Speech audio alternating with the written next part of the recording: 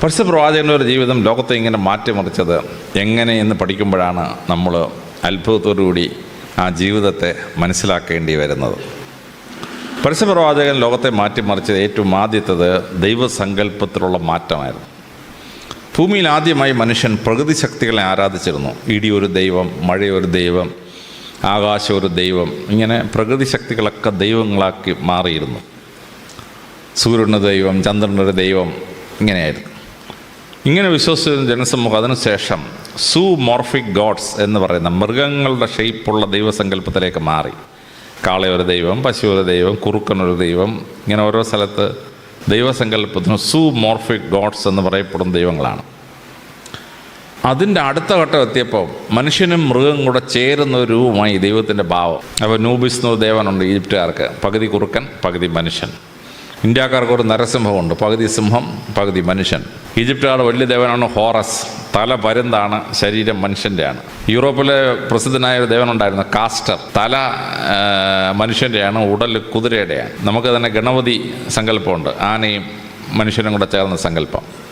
അപ്പോൾ മിക്സഡ്, മൃഗവും മനുഷ്യനും ചേർന്ന ഒരു ദൈവഭാവം ഉണ്ടായി. അത് കഴിഞ്ഞപ്പോൾ മനുഷ്യൻ ആന്ത്രോപോമോർഫിക് ഗോഡ്സ് എന്ന സങ്കല്പം ഉണ്ടായി.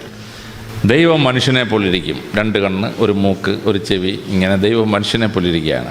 ദൈവം മനുഷ്യനെ പോലെ ചിന്തിക്കും, മനുഷ്യ സ്ത്രീകളെ കണ്ടാൽ ദൈവത്തിന് വികാരം വരും, ഇങ്ങനെയൊക്കെയാണ് പരിപാടികൾ. അപ്പോൾ ഇതിങ്ങനെ വന്ന സമയത്താണ് മനുഷ്യൻ ദൈവത്തെ പോലെ ഇരിക്കുമെന്നുള്ള, ദൈവങ്ങൾ ഭൂമിയിൽ വന്ന് മനുഷ്യ സ്ത്രീകളുമായി ബന്ധമുണ്ടാക്കി കുട്ടികളെ ജനിപ്പിക്കും, ദൈവത്തിന് ഭാര്യ, മക്കൾ, ഇങ്ങനെയൊക്കെയുള്ള സങ്കല്പമാണ്. അങ്ങനെ ദൈവസങ്കല്പം സ്റ്റക്കായി നിൽക്കുന്ന അവസരത്തിൽ പരിശുദ്ധ പ്രവാചകൻ വന്ന് ദൈവസങ്കല്പത്തെ മാറ്റിമറിച്ചു. Formless God. ദൈവത്തിന് ഫോമില്ല, ദൈവത്തിന് കണ്ണിൽ പക്ഷേ കാണാം, ചെവിയിൽ പക്ഷേ കേൾക്കാം. Formless God.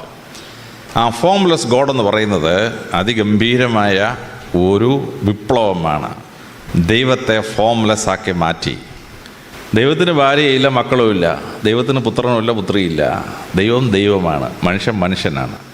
ഇത് അതിശ്രദ്ധേയമായ ഒരു സങ്കല്പം ദൈവസങ്കല്പത്തെ മാറ്റിമറിച്ചു. മറ്റു സമൂഹങ്ങളിൽ ദൈവം എണ്ണത്തിൽ വളരെ കൂടുതലായിരുന്നു. ഇന്ത്യയിൽ തന്നെ 33 കോടി ദേവന്മാരുണ്ടായിരുന്നു.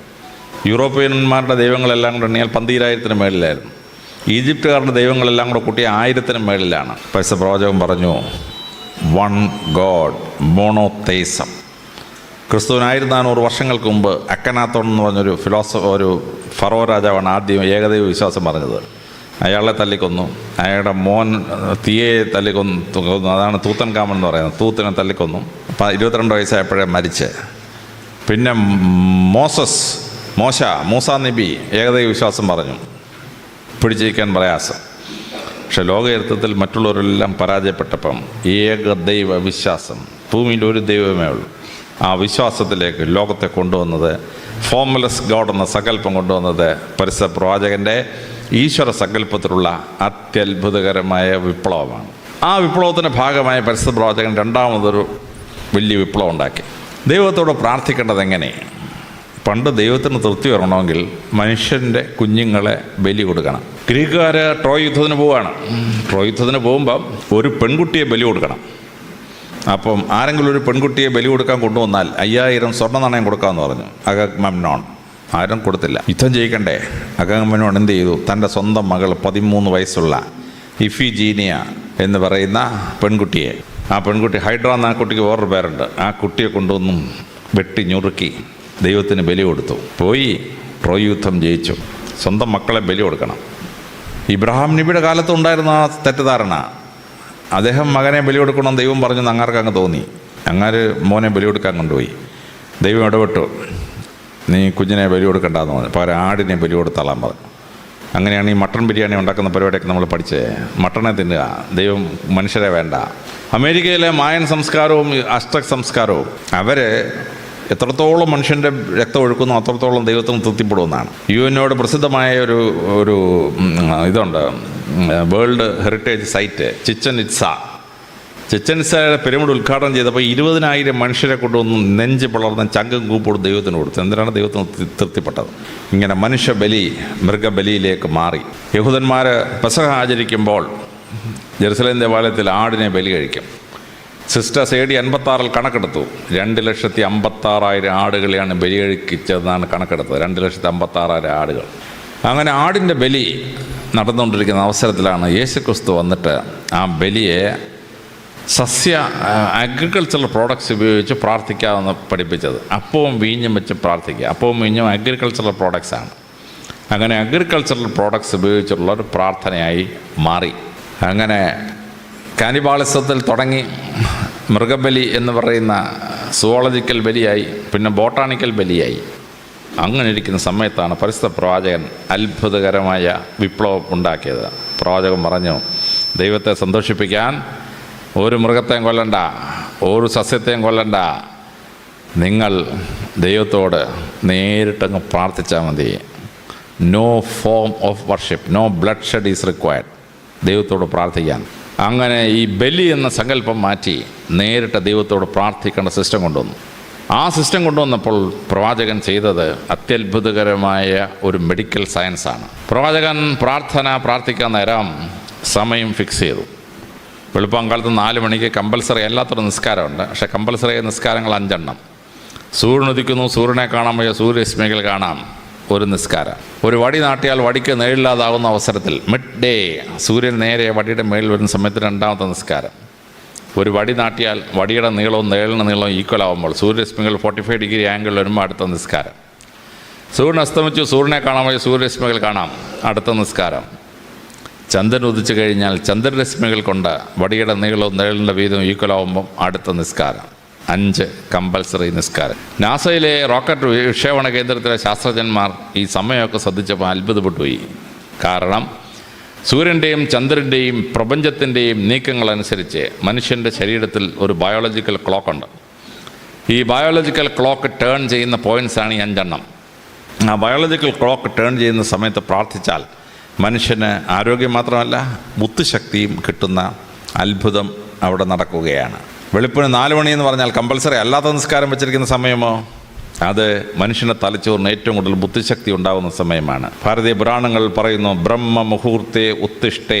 ബ്രഹ്മമുഹൂർത്തം വെളുപ്പിന് 4 AM തലച്ചോറിന് ഏറ്റവും ബുദ്ധി ഉണ്ടാകുന്ന സമയം. അപ്പോൾ പ്രപഞ്ചത്തിൻ്റെ നീക്കങ്ങളനുസരിച്ച്, സൂര്യൻ്റെയും ചന്ദ്രൻ്റെയും നക്ഷത്രങ്ങളുടെ നീക്കങ്ങളനുസരിച്ച് മനുഷ്യ ശരീരത്തിൽ മാറ്റമുണ്ടാകുന്ന സമയത്ത് പ്രാർത്ഥന കൊണ്ട് ഫിക്സ് ചെയ്തു പ്രവാചകൻ. തലച്ചോറിന് ഏറ്റവും ബുദ്ധി ഉണ്ടാകുന്ന സമയത്ത് പ്രാർത്ഥന കൊണ്ട് ഫിക്സ് ചെയ്തു പ്രവാചകൻ. 1400 കൊല്ലത്തിന് മുമ്പ് ഒരു MBBS പഠിച്ചിട്ടില്ലാത്ത പ്രവാചകൻ ഇത്ര ഗഹനമായി ഒരു മെഡിക്കൽ പ്രിൻസിപ്പിൾ എങ്ങനെ മനസ്സിലാക്കി എന്നുള്ളത് ഡോക്ടർമാരെ അമ്പരപ്പിക്കുന്ന ഒരു സംഭവമാണ്. അമ്പരപ്പിക്കുന്ന സംഭവം. പ്രാർത്ഥനയുടെ സമയം ഫിക്സ് ചെയ്തു. പ്രാർത്ഥിക്കാൻ നേരം ലോകത്തിൽ എവിടെയാണെങ്കിലും പ്രാർത്ഥിക്കാം. മറ്റു മതങ്ങൾക്ക് പ്രാർത്ഥിക്കണമെങ്കിൽ പ്രതിമ വേണം, വലിയ പ്രതിമ വേണം, അല്ലെങ്കിൽ ചിത്രങ്ങൾ വരച്ച് അതിന് മുമ്പിൽ വേണം, ഇല്ലെങ്കിൽ ഫോട്ടോഗ്രാഫിക് പ്രൊജക്ഷൻസ് വേണം, അതല്ലെങ്കിൽ വിശാലമായ ആരാധനാലയം വേണം, അതിന് കൊടിമരം വേണം, ഗോപുരം വേണം. പ്രവാചകൻ പറഞ്ഞു, ഇതൊന്നും ദൈവത്തിൻ്റെ മുമ്പാകെ പ്രാർത്ഥിക്കാൻ വേണ്ട. ഒരു വിഗ്രഹം ഉണ്ടാക്കണ്ട, ഒരു ചിത്രവും വരയ്ക്കണ്ട, ഒരു രൂപവും പ്രൊജക്റ്റ് ചെയ്യണ്ട, ദേവാലയത്തിന് ഗോപുരം വേണ്ട, ദേവാലയത്തിന് കൊടിമരവും വേണ്ട. എനിവേർ യു ക്യാൻ പ്രേ. നിങ്ങളും ദൈവവും തമ്മിൽ ഒരു തടസ്സവും വേണ്ട. ഞങ്ങളെപ്പോൾ ആളുകൾ ട്രെയിനിൽ യാത്ര ചെയ്യുമ്പോൾ ഞങ്ങൾക്ക് മനസ്സിന് കുളിർമ ഉണ്ടാകുന്ന അനുഭവമുണ്ട്. പെട്ടെന്ന് വാങ്ക് വിളിക്കും. വാങ്ക് വിളിച്ചു കഴിഞ്ഞാൽ ട്രെയിനിൽ യാത്ര ചെയ്യുന്ന മുസ്ലിങ്ങൾ പെട്ടെന്ന് നടുക്കോട്ട് വന്ന് മുട്ടുകുത്തി ഒരു നിസ്കാരം, ചെറിയൊരു തോർത്ത് വിരിച്ച് ഒരൊറ്റ നിസ്കാരം. മറ്റുള്ള മതക്കാർക്ക് പരസ്യമായി പ്രാർത്ഥിക്കാൻ എന്തൊരു നാണക്കേടാണ്. മുസ്ലിങ്ങൾക്ക് പ്രശ്നമില്ല. ഓടുന്ന ട്രെയിനിൽ മുട്ടുകുത്തി നിസ്കരിക്കുന്ന മുസ്ലിമിനെ കാണുമ്പോൾ മനസ്സിൽ വളരെ സന്തോഷമുണ്ടാവും. ഈശ്വരനോട് പ്രാർത്ഥിക്കാം. ഒരു തടസ്സവും വേണ്ട, ഒരു മീഡിയവും വേണ്ട, ഒരു പ്രതിമയും വേണ്ട, ഒരു ചിത്രവും വേണ്ട. യു ക്യാൻ പ്രേ. ഇത് പ്രാർത്ഥനയുടെ വലിയ അത്ഭുതമാണ്. പരിശുദ്ധ പ്രവാചകൻ മനുഷ്യൻ്റെ പ്രാർത്ഥന അവൻ്റെ ജീവിത സാഹചര്യവുമായും പ്രപഞ്ചത്തിൻ്റെ സത്യവുമായും കൂട്ടി യോജിപ്പിച്ചു എന്നുള്ളതാണ് അതിഗംഭീരമായ പ്രാർത്ഥന. ആ പ്രാർത്ഥനയുടെ ഭാഗമായിട്ട് പരിശുദ്ധ പ്രവാചകൻ 3ാമതൊരു സിസ്റ്റം ഉണ്ടാക്കി. അതാണ് നോമ്പ് അല്ലെങ്കിൽ ഉപവാസം എന്ന് പറയുന്നു. മറ്റു മതങ്ങൾക്കൊക്കെ ഉപവാസമാണ്. ഉപവാസം എന്ന് പറഞ്ഞാൽ ലെസ്സർ ലൈഫ്, പൂർണ്ണതയില്ലാത്ത ജീവിതം എന്നാണ് ഉപവാസം എന്ന വാക്കിൻ്റെ അർത്ഥം. പ്രവാചകന് ഉപവാസം എന്നുള്ള വാക്കെടുത്തില്ല, പ്രവാചകൻ നോമ്പ് എന്ന വാക്കെടുത്തു. ആ നോമ്പിന് ക്ലാസിക്കൽ അറബിയിൽ രോഗങ്ങളെ സൗഖ്യമാക്കുന്ന കാലം എന്നാണ് അർത്ഥം. എന്നാൽ കൊളോക്കിയൽ അറബിയിൽ വെയിലത്ത് നിന്ന് തണലത്തേക്ക് മാറി നിൽക്കുന്ന അവസ്ഥ എന്നാണ് ആ വാക്കിൻ്റെ അർത്ഥം. അപ്പോൾ ക്ലാസിക്കൽ അറബിയിലാണെങ്കിലും കൊളോക്കിയൽ അറബിയിലാണെങ്കിലും ആ നോമ്പെന്ന വാക്കിന് ഭയങ്കര അർത്ഥമുള്ളൊരു വാക്കാണ്. അപ്പോൾ മറ്റു മതങ്ങൾ പറഞ്ഞു ഇറച്ചി തിന്നരുത്, മീൻ തിന്നരുത് എന്നൊക്കെ പറഞ്ഞു. പരസ്യപ്രവാചകൻ പറഞ്ഞു, നിങ്ങൾ തിന്നുന്ന ആഹാരത്തിലല്ല പ്രശ്നം, നിങ്ങൾ 12 മണിക്കൂർ സൂര്യൻ ഉദിച്ചു സൂര്യസ്തമിക്കുന്ന കാലം വരെ പട്ടിണി ഇരിക്കണം, ഒന്നും വെള്ളം പോലും അകത്തോട്ട് പോകരുത്, അങ്ങനെ നോമ്പ് അനുഷ്ഠിക്കണം. മറ്റു പല മതക്കാരും മുസ്ലിങ്ങളെ കളിയാക്കാൻ തുടങ്ങി. ഇതെന്തൊരു നോമ്പപ്പ, 12 മണിക്കൂർ പട്ടിണി ഇരിക്കുക, പിന്നെ ബിരിയാണി അടിച്ച് കയറ്റുക, ഇതെന്തൊരു നോമ്പെന്ന്. പക്ഷേ ഇതിൻ്റെ രഹസ്യം എന്താണെന്ന് കണ്ടുപിടിച്ചത് അമേരിക്കയിലെ റോക്കറ്റ് വിക്ഷേപണ കേന്ദ്രത്തിലെ ശാസ്ത്രജ്ഞന്മാരാണ്. ഈ റോക്കറ്റിൽ പോകുന്ന സമയത്ത് വെയ്റ്റ്ലെസ്നെസ്സാണ്, ഗ്രാവിറ്റി ഇല്ലല്ലോ. അതുകൊണ്ട് മനുഷ്യനിങ്ങനെ ഒഴുകി നടക്കും. നമുക്ക് ഇരുന്നൊരു മേശപ്പുറത്ത് നിന്ന് ആഹാരം കഴിക്കാൻ പറ്റില്ല, കാര്യം ആഹാരം ഇങ്ങോട്ട് എടുത്ത ഉടനെ ആഹാരം പറന്നങ്ങ് പോകും. അതുകൊണ്ട് റോക്കറ്റിൽ പോകുന്ന ആളുകൾക്ക് ഈ ആഹാരം ഒരു കുഴലിനകത്ത്, ഇതിനകത്ത് നിറച്ചിട്ട് കുഴലിനകത്ത് കയറ്റി ഞെക്കി ഞെക്കി ഞെക്കി വായിക്കകത്താക്കി ഭക്ഷിക്കണം. അപ്പോൾ ഈ യന്ത്രത്തിനെങ്കിലും എന്തെങ്കിലും കേട് വന്നാൽ ഈ ആൾ പട്ടിണി കിടന്ന് മരിച്ചു പോകും റോക്കറ്റിനകത്ത്. അപ്പോൾ അങ്ങനെ പട്ടിണി കിടക്കേണ്ടി വന്നാൽ എന്ത് സംഭവിക്കും? ഇത് അമേരിക്കയിലെ ശാസ്ത്രജ്ഞന്മാർ ഗവേഷണം നടത്തി. അപ്പോഴാണ് അത്ഭുതകരമായൊരു രഹസ്യം കണ്ടെത്തിയത്.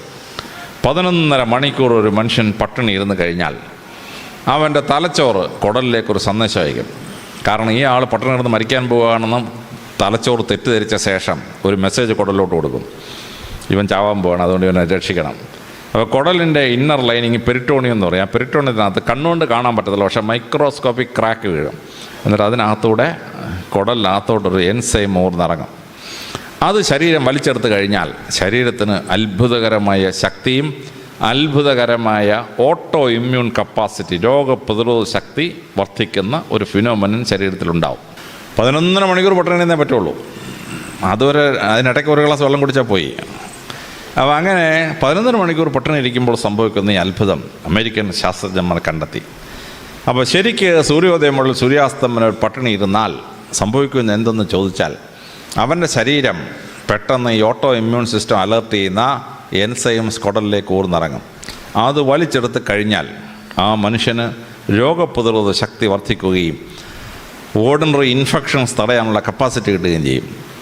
ഇനി അങ്ങനെയുള്ള കപ്പാസിറ്റി കിട്ടുന്നതിൻ്റെ ഭാഗമായി നമുക്ക് ചില പ്രത്യേക രോഗങ്ങളെ റെസിസ്റ്റ് ചെയ്യാൻ പറ്റും. അതിലൊന്നാണ് ക്യാൻസർ.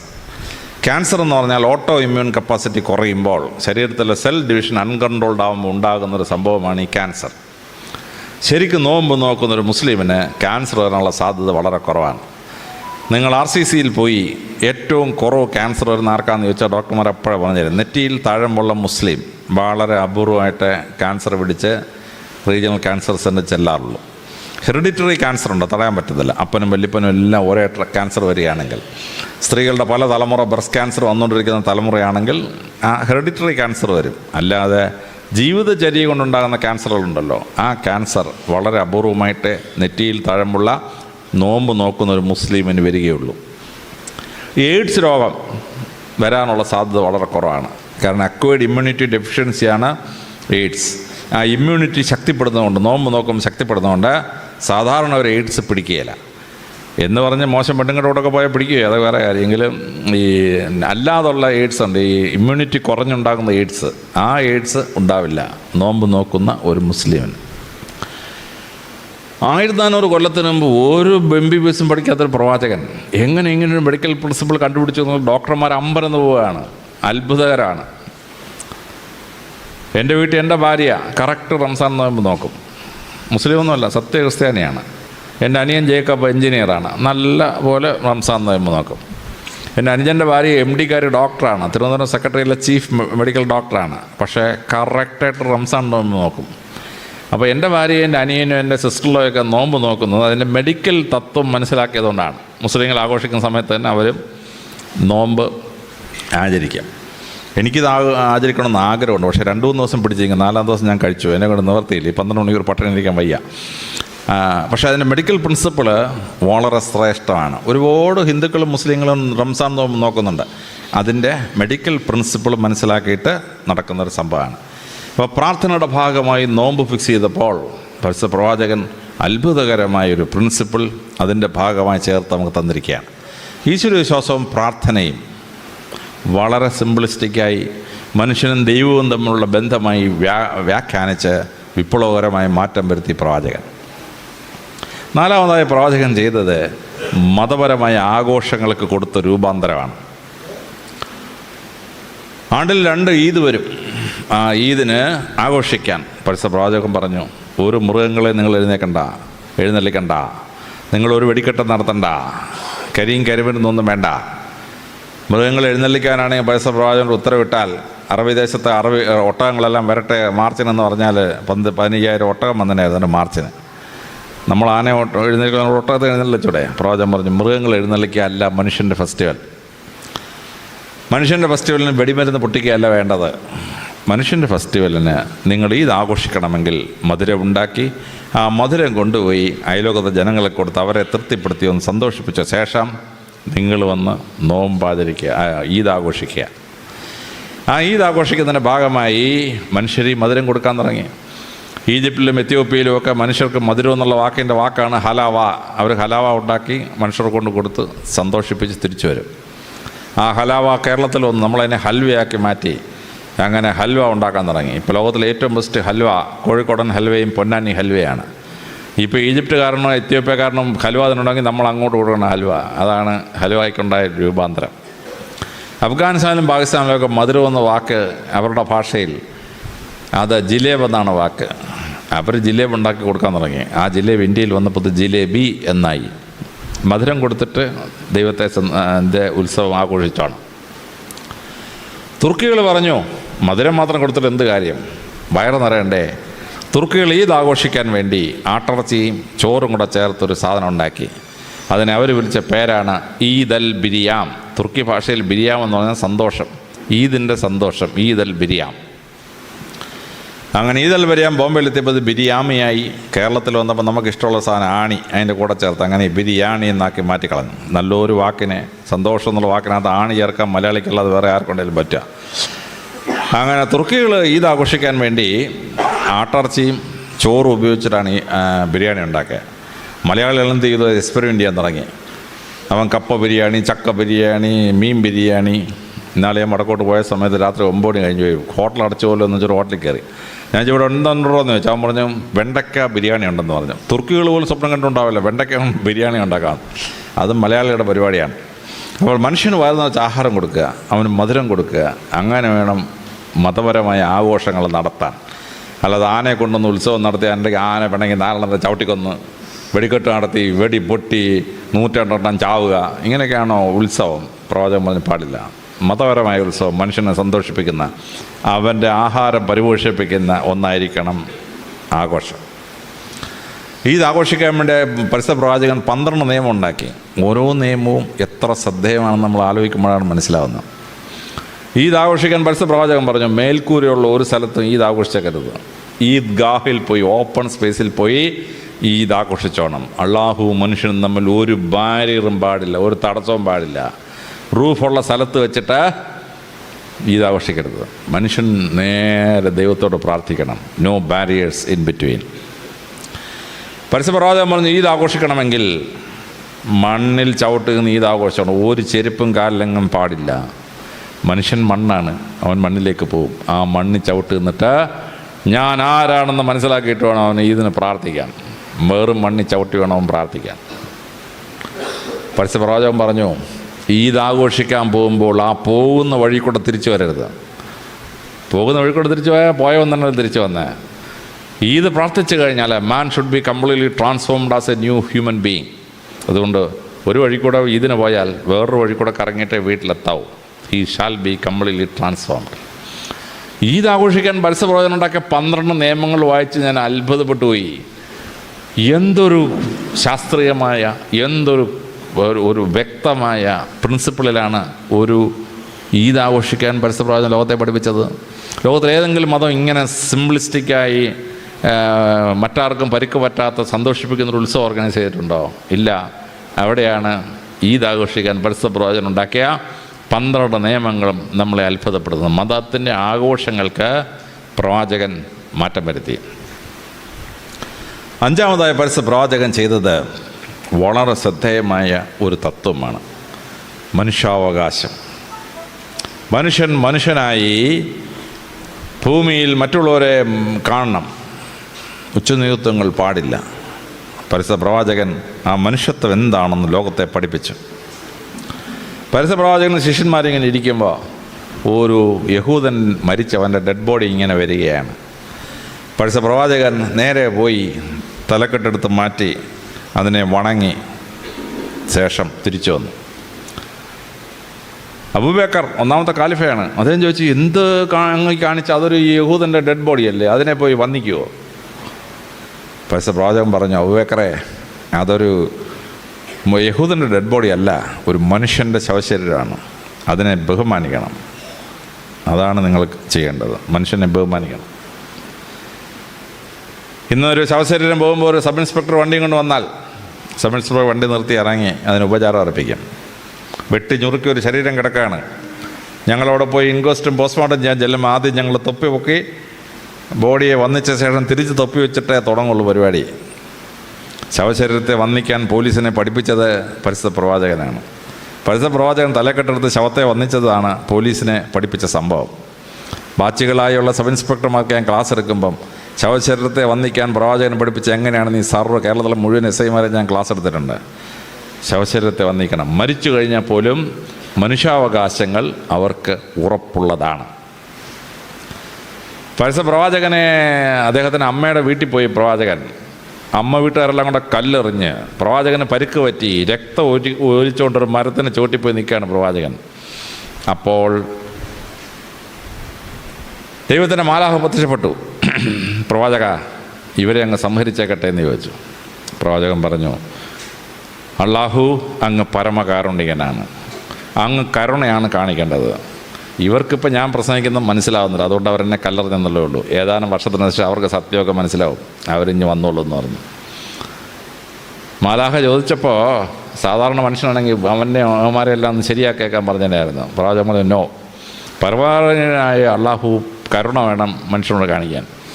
അവർ കുറച്ച് കഴിയുമ്പോൾ സത്യം മനസ്സിലാകുമ്പോൾ തിരിച്ചു വന്നോളും, മനുഷ്യത്വപരമായി അവരോട് ഡീൽ ചെയ്യാൻ പറഞ്ഞു. പരിശുദ്ധ പ്രവാചകൻ സ്വർഗാരോഹണം ചെയ്യുന്നതിന് മുമ്പ് ചെയ്തൊരു പ്രസംഗമുണ്ട്. ആരെങ്കിലും വായിച്ചിട്ടില്ലെങ്കിൽ അത് വായിക്കണം. മനുഷ്യത്വത്തിൻ്റെ പരമകാരുണ്യ ഭാവമാണ്. അറബിയെന്നോ അറബി അല്ലാത്തവനെന്നോ, വെളുത്തവനെന്നോ കറുത്തവനെന്നോ, ഉന്നതകുല ജാതനെന്നോ ഉന്നതകുല ജാതൻ അല്ലെന്നോ ഉള്ള ഭൂമിയിൽ മനുഷ്യൻ്റെ യാതൊരു ക്ലാസിഫിക്കേഷനും മനുഷ്യനും തമ്മിൽ പാടില്ല. എല്ലാവരും തുല്യരാണ്. ലോകത്തിൽ ആദ്യമായി മനുഷ്യർ തുല്യരാണെന്ന വലിയ തത്വം ഫ്രഞ്ച് വിപ്ലവം ഉണ്ടാവുന്നതിന് ഒരു 1200 വർഷത്തിന് മുമ്പ് പ്രവാചകൻ്റെ ഫെയർവെൽ സ്പീച്ചാണ്. സ്വർഗാരോഹണം ചെയ്യാൻ പാടില്ല, അതിന് മുമ്പ് ലാസ്റ്റ് പ്രവാചകൻ്റെ പ്രസംഗമാണ്. ഒരു തരത്തിലുള്ള ഉച്ചനീചത്വങ്ങളും മനുഷ്യർ തമ്മിൽ പാടില്ല. നിങ്ങൾ ഏകോദര സഹോദരങ്ങളെപ്പോലെ ഈ ഭൂമിയിൽ ജീവിക്കണം. അത് പറഞ്ഞിട്ടാണ് പ്രവാചകൻ സ്വർഗാരോഹണം ചെയ്തത്. ലോകത്തിലെ എല്ലായിടത്തും ജാതി ഇന്ത്യ ഉണ്ടാക്കി. ഈജിപ്തുകാർക്ക് 4 ജാതി, ബാബിലോണുകാർക്ക് 4 ജാതി. കേരളത്തിൽ ഇന്ത്യയിലെ ബ്രാഹ്മണൻ, ക്ഷത്രിയൻ, വൈശ്യൻ, ശൂദ്രൻ, പിന്നൊരു പഞ്ചമൻ, 5 ഗ്രൂപ്പാണ്. ചൈനക്കാർക്ക് 4 ജാതി. പ്രവാചകൻ പറഞ്ഞു, ജാതി എന്നൊരു സാധനം പാടില്ല. ഇന്നിവിടെ പ്രാർത്ഥനയിൽ പറഞ്ഞ ഭാഗമാണത്. പ്രവാചകൻ പറഞ്ഞ്, നിങ്ങളുടെ ഇടയ്ക്ക് ഞാൻ ക്ലാസിഫിക്കേഷൻ ഉണ്ടാക്കിയിട്ടുണ്ട്, പക്ഷെ ഒരേ ആദത്തിൻ്റെയും അവയുടെയും സന്ധി പരമ്പരകളിൽ ഭൂമിയിലെ മനുഷ്യർ മുഴുവൻ, അതിനകത്ത് യാതൊരു വ്യത്യാസവും ഈശ്വരൻ കൽപ്പിച്ചിട്ടില്ല. ഏകോദര സഹോദരങ്ങളോട് ജീവിക്കണം. പിന്നെ നിങ്ങളെ തിരിച്ചറിയാൻ വേണ്ടി ചില ക്ലാസിഫിക്കേഷനൊക്കെ ഉണ്ട്, പക്ഷെ നിങ്ങളെല്ലാം ഒരപ്പൻ്റെ അമ്മയുടെ മക്കളാണെന്ന് നിങ്ങൾ ധരിച്ചു കൊള്ളണം. അതാണ് പരിശുദ്ധ ഖുർആൻ പഠിപ്പിച്ചത്. അതാണ് പ്രവാചകൻ ഫെയർവെൽ സ്പീച്ചിൽ പഠിപ്പിച്ചത്. എല്ലാ മനുഷ്യരും തുല്യരാക്കി. ഇസ്ലാം ഈജിപ്തിൽ ചെല്ലുമ്പോൾ 4 കക്ഷിയുള്ളൊരു ഗ്രൂപ്പായിരുന്നു, 4 ജാതി ഉണ്ടായിരുന്നു. ഇസ്ലാം ഈജിപ്തിലെ ജാതികളെ തുടച്ചു നീക്കി. ഇന്ന് ഈജിപ്തിലെ ഫറോ രാജാവിൻ്റെ സന്ധി പരമ്പരപ്പെട്ട ആരാണ്, അവിടുത്തെ അടിമകളുടെ സന്ധി പരമ്പപ്പെട്ട ആരാണെന്ന് ഈജിപ്തിൽ കണ്ടുപിടിക്കാൻ പറ്റുമോ?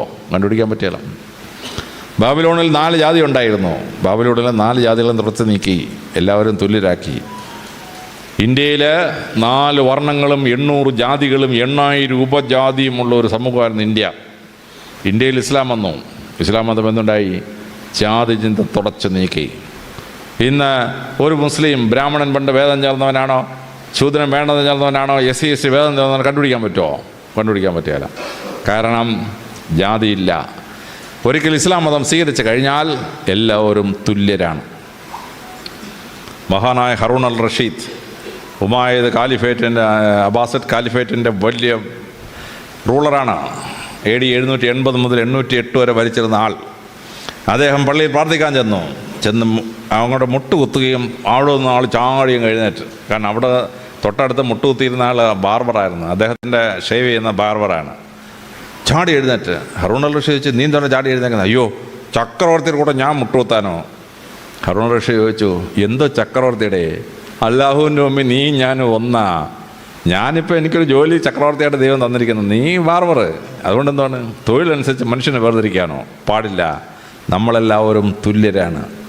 ഹറൂൺ അൽ റഷീദും ബാർബറും തൊട്ടപ്പുറത്തും മുട്ടുകുത്തിയിരുന്ന് പ്രാർത്ഥിച്ച് ഇസ്ലാം പള്ളിയിൽ. കാര്യം അല്ലാഹുവിൻ്റെ മുമ്പിൽ എന്തോ ചക്രവർത്തി, എന്തൊരു ബാർബർ.